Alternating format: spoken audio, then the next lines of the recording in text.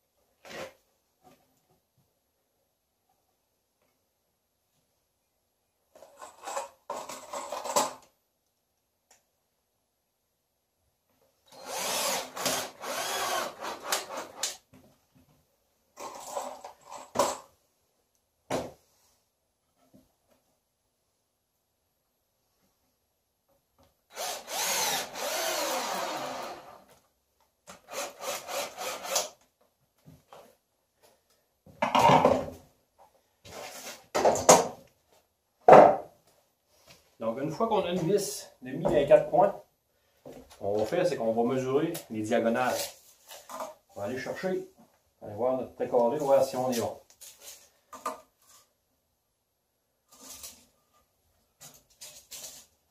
Le fait d'avoir mis juste une vis dans chaque coin va nous permettre de le tordre pour l'ajuster.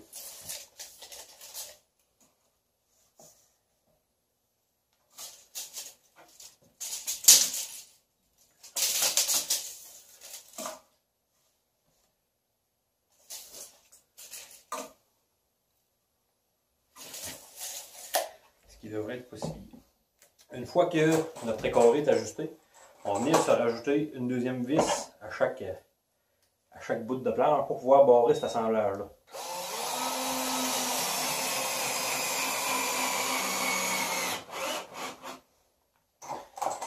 Si vous notez que votre bois a tendance à se fendiller quand on visse, ce qu'on peut faire, c'est tout simplement de pré-percer.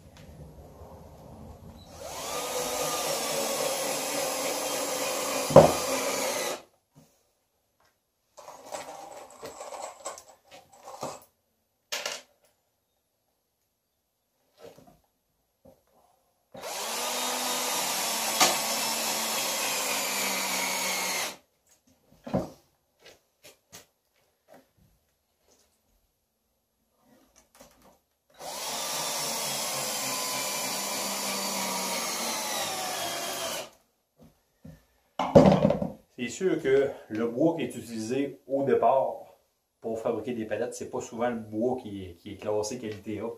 Fait que c'est sûr qu'à un moment donné, il cherche à tordre. C'est pratiquement écrit dans le ciel que c'est ça que ça va faire. Fait que, à mesure que qu'on va faire notre assemblage, on va essayer de corriger ça. C'est-à-dire que là, si Si, mettons, là, c'est quand même pas si tant pire. Les morceaux sont moyennement droits. Mais si ça avait arrivé qu'il aurait été eu un coin de lever, ben ça serait d'attacher les deux coins opposés sur la table pour le maintenir droit dans le temps qu'on visse. Puis ça, à toutes les étapes où c'est possible de le faire. Parce que ça va nous aider à aller à obtenir une rigidité. Puis quand on le visse croche, ben souvent ça reste croche. Et quand on peut essayer de le visser quand c'est louette, ben ça nous donne une bonne chance. Fait que je vais finir mon fond. Puis on se revient là-dessus pour une prochaine étape. Alors après ça, on va installer une planche. On va venir cacher les bouts de nos autres planches.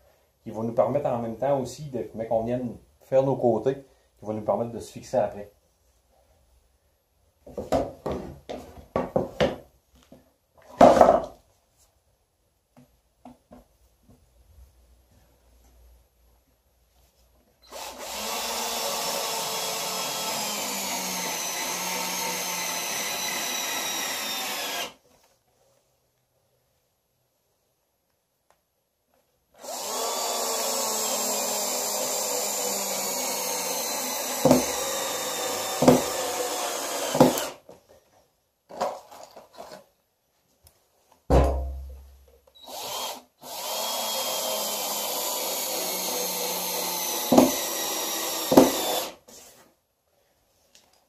Donc là, on va répéter l'opération des deux côtés. Et même que dans les deux bouts aussi, on va vouloir faire la même chose, ce qui va compléter notre base. Donc, une fois que notre bordure est faite, ce qu'on peut faire, c'est commencer à monter nos côtés.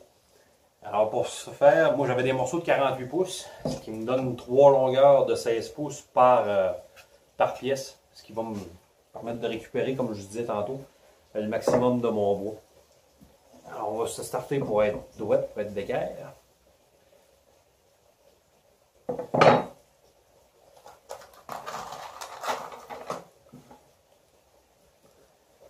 On va essayer de visser par l'intérieur pour avoir le moins de vis apparent que possible par l'extérieur.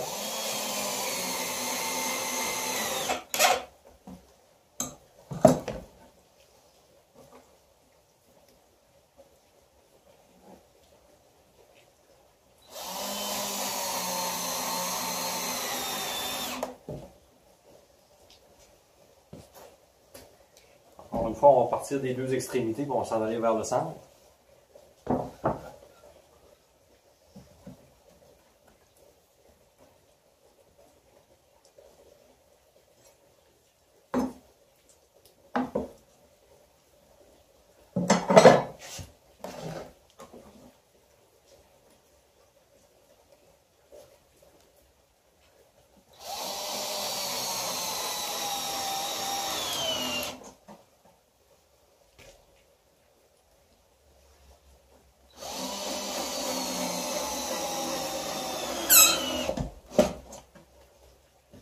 C'est sûr que nos côtés, quand on le fait ça, la tête elle va s'en aller assez aléatoirement. On va mettre une planche pour faire ceinturer la tête pour venir solidifier.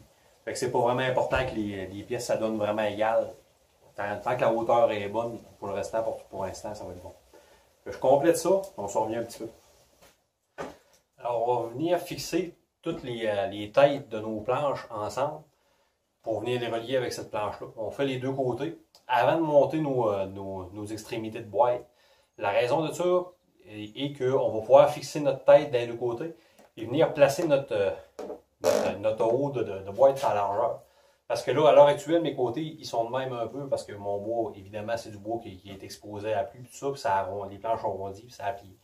Fait que pour pouvoir se replomber droite avant d'installer nos côtés, c'est la manière de le faire, c'est qu'on va fixer nos têtes des deux côtés. On va venir ajuster notre largeur avec une autre pièce transversale. Puis après ça, on va pouvoir venir former nos deux côtés, puis faire notre rebord. Fait qu'on va tout visser nos planches une par une. Après notre tête toujours de l'intérieur pour pouvoir faire en sorte d'avoir le moins de vis apparentes possible.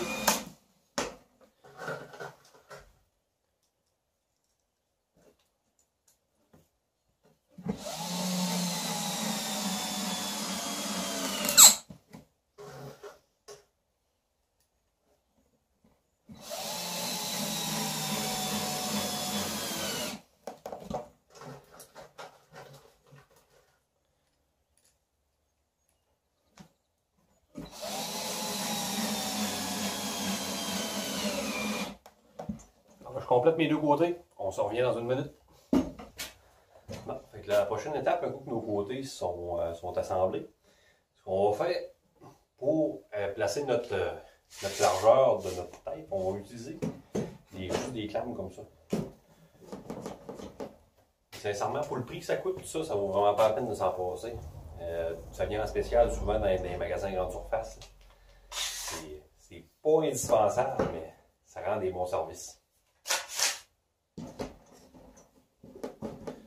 Ce qu'on va vouloir faire, c'est ajuster notre hauteur. Notre hauteur, excusez, notre largeur plutôt. Avec le canon. Pour que nos côtés tombent parallèles. Ensuite, on va pouvoir se barrer avec notre ceinture. 18 3/4 en bas.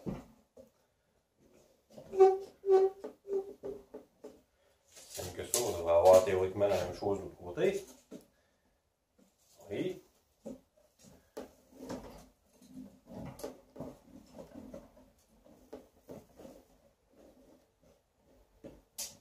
Voilà. Notre largeur est placée. On va se couper des morceaux qui vont avoir 20 pouces écart. Puis on va venir les fixer dans les bouts. Pour ça, je vous reviens.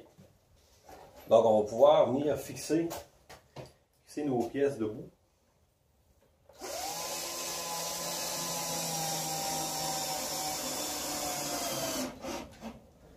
Lesquelles vont nous maintenir notre largeur pour pouvoir faire en sorte de fabriquer nos côtés.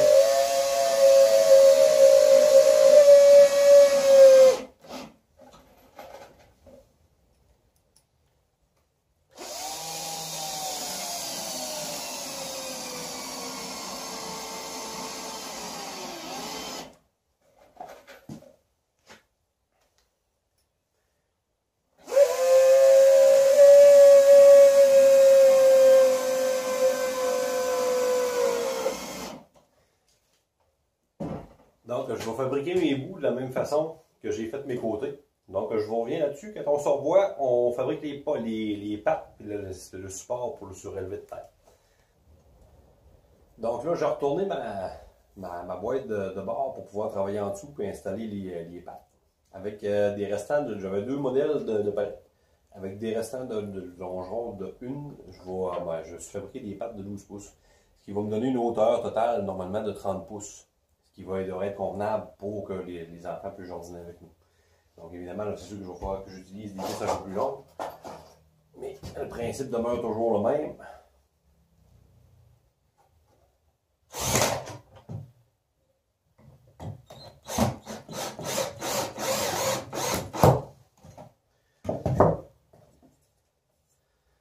De vérifier notre éclairage.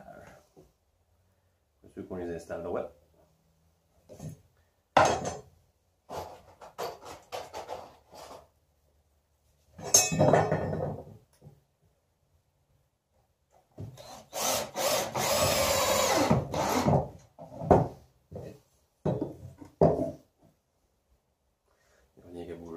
On fait ça pour les quatre coins, puis ensuite on va se solidifier ici. Je vais installer, je vais vous montrer, j'ai un autre modèle de longeron qui va me servir à relier les pattes ensemble. Donc vous reconnaissez sûrement la forme typique d'un morceau de bois de palette. Dans le fond, moi j'ai essayé de centrer cette ouverture-là pour ma coupe, puis je vais les utiliser tout simplement comme ça ici, ces bouts qui vont venir décorer un peu en même temps que solidifier et éclairer mes pattes pour la base de ma boîte. Encore une fois, avec des vis moyennement longues, parce que là, on a des morceaux qui sont plus structurels ou moins décoratifs. On va essayer de fixer ça.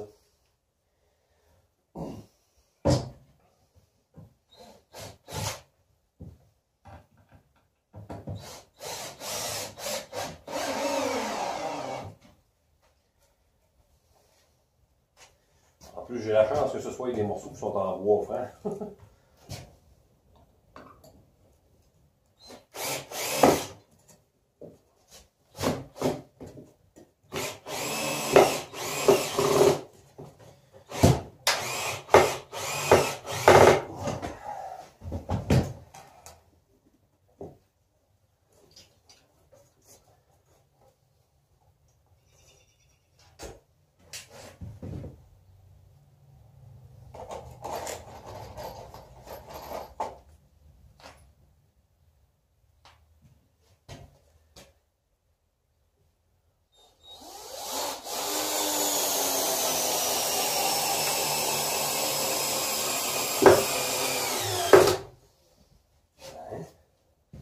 On répète pareil des deux côtés, des deux bouts. Et après ça, on se revient. Donc, on a le contour de notre base qui est terminé maintenant, mais je pense que le projet tire pas mal à sa fin. La seule affaire, si pour l'utiliser, on va probablement vouloir mettre une membrane géotextile à l'intérieur qui va nous aider à conserver l'eau. Puis en même temps permettre que ça respire, puis d'évacuer le surplus d'eau, garder notre terre aussi. Donc, ça va être pas mal la fin du projet. Je vais retourner ça de bord, puis on se reparle 2 secondes. Alors, au final, c'est ce que ça donne. Moi, je m'étais donné le défi de le faire en utilisant seulement que 2 palettes. Fait que je manque un peu de bois là, qui reste, parce qu'il y a plusieurs planches qui sont abîmées en les démanchant. Mais sinon, quelqu'un pourrait remettre facilement aussi une bordure ici aussi. Comme je disais, peut-être une membrane géotextile à l'intérieur, ça serait une bonne idée. Et que ça va pas mal conclure notre projet. Il va rester qu'à mettre de la terre dedans et installer nos fines herbes, nos fleurs. Si la vidéo vous a plu, ben, je vous invite à cliquer sur le bouton j'aime. Si vous n'êtes pas encore abonné, ben, je vous remercierai de le faire aussi. C'est une bonne façon de soutenir la chaîne. Donc, si vous avez des questions, des commentaires, ben, il y a toujours une section qui est réservée à ça. Et je vous remercie et je vous souhaite une bonne journée. Puis à la prochaine.